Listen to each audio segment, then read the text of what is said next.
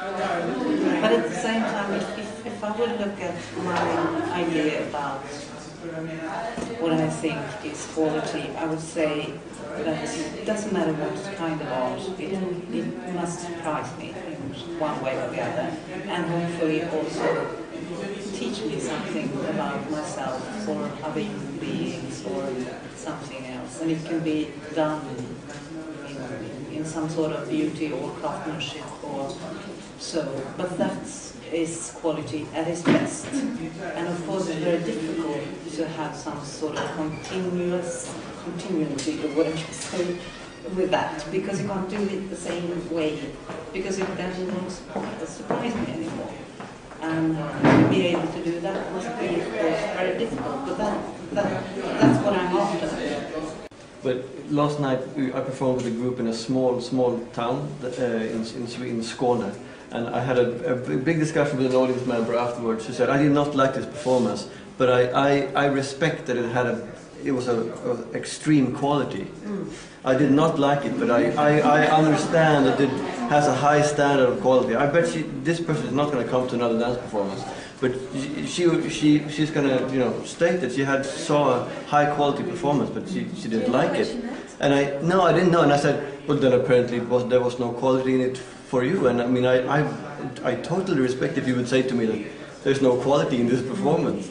But she didn't like it, but she said that there was a high quality, so it doesn't really have anything to do with good or bad opinion about something.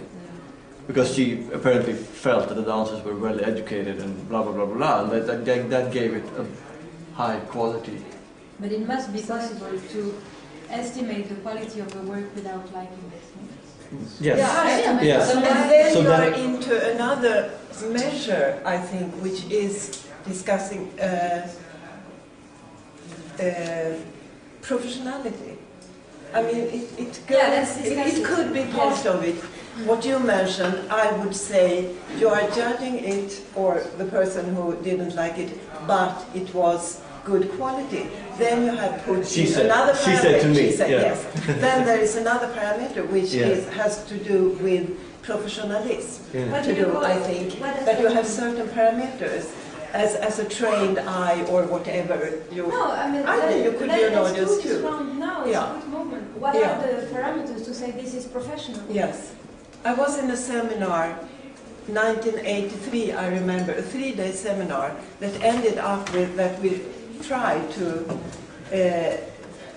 make a definition of what is professionalism. That was within dance, but it could be in any.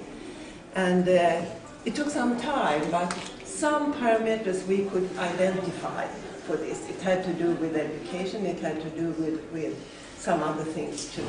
But to me, it has also, because I can say the same way, well, this is not exactly my cup of tea, but it's very well done, it has quality. But for me it would be very different, because I would say, very often I see pieces that I think are very bad quality. They're extremely well performed. You know, you have a fantastic technique. It's horrible work. The thinking behind there is lacking. Plus, it's very bad ethically. This happens. It happens to me last week. But it speaks to you in a way.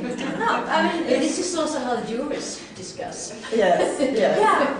No, but of course the idea is rather to affirm something. Let's do this round. Yes, you say to yours, I say mine.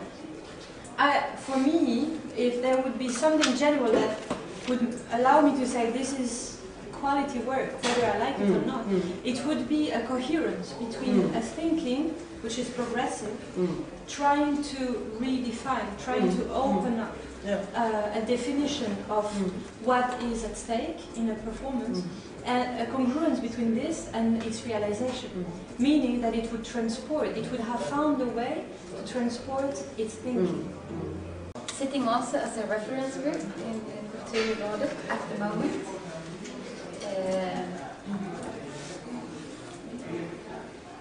Because for me it's in Kulturrådet it's a negotiation.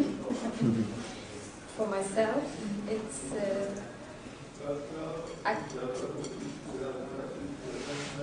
for me good quality is similar to you. Not definition surprising, but I